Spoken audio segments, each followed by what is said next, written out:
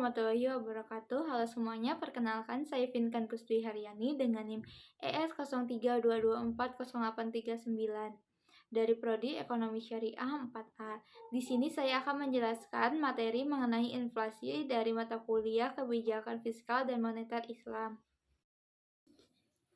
Baiklah, materi yang pertama yaitu pengertian inflasi.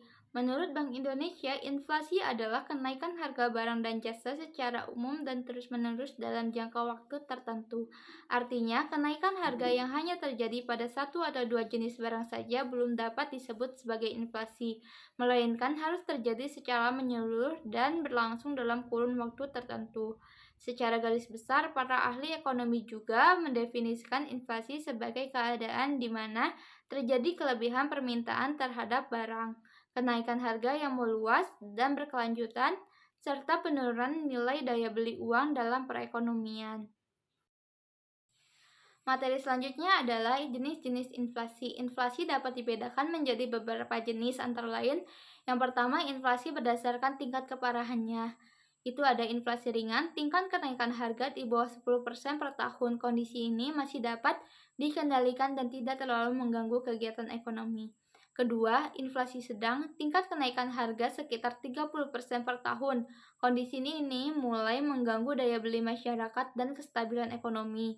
Ketiga, inflasi berat, tingkat kenaikan harga mencapai 100% per tahun, menyebabkan kondisi perekonomian menjadi tidak stabil dan harga barang melambung tinggi. Yang keempat, hiperinflasi, tingkat kenaikan harga yang sangat ekstrim sehingga harga barang kebutuhan pokok sangat mahal dan sulit dijangkau oleh masyarakat luas. Yang kedua itu ada inflasi berdasarkan sumber terjadinya. Yang pertama, inflasi domestik terjadi karena faktor yang berasal dari dalam negeri. Salah satunya adalah jumlah uang yang beredar di masyarakat melebihi kebutuhan perekonomian. Yang kedua, inflasi impor terjadi karena pengaruh dari luar negeri, misalnya kenaikan harga barang di pasar dunia atau ketidakstabilan ekonomi di negara lain. Yang ketiga ada inflasi berdasarkan sifat dan penyebab lainnya. Yang pertama adalah inflasi tarikan permintaan terjadi karena permintaan masyarakat jauh lebih besar daripada jumlah barang yang tersedia. Yang kedua, inflasi dorongan biaya terjadi karena kenaikan biaya produksi sehingga produsen menaikkan harga jual barang. Yang ketiga, inflasi perkiraan terjadi karena masyarakat atau pengusaha memperkirakan harga akan naik di masa depan sehingga menaikkan harga sejak awal.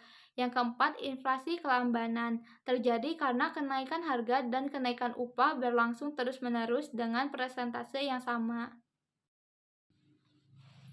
Materi yang kedua yaitu penyebab terjadinya inflasi.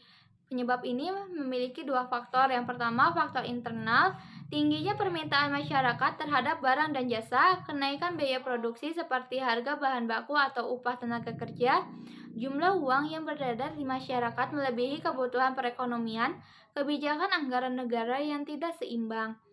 Faktor yang kedua yaitu faktor eksternal karena kenaikan harga barang dan komoditas di pasar dunia, pelemahan nilai tukar rupiah terhadap mata uang asing, ketidakstabilan kondisi ekonomi di negara lain yang berdampak ke Indonesia.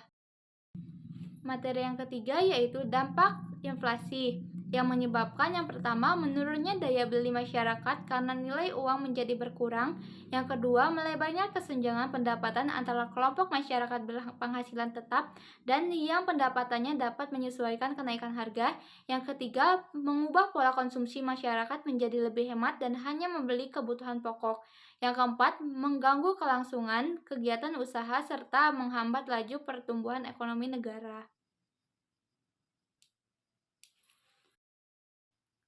Materi yang terakhir yaitu kebijakan dalam mengatasi inflasi. Yang pertama, kebijakan moneter. Kebijakan ini dilaksanakan oleh Bank Indonesia dengan cara mengatur jumlah uang yang beredar di masyarakat serta menetapkan tingkat suku bunga tertentu. Tujuannya adalah agar permintaan masyarakat terhadap barang dapat terkendali dan harga barang kembali stabil. Yang kedua, kebijakan fiskal. Kebijakan ini dilaksanakan oleh pemerintah dengan cara mengatur pengeluaran negara, menetapkan besaran pajak, serta memberikan subsidi harga. Hal ini dilakukan untuk menjaga agar harga barang kebutuhan pokok tetap terjangkau oleh seluruh lapisan masyarakat.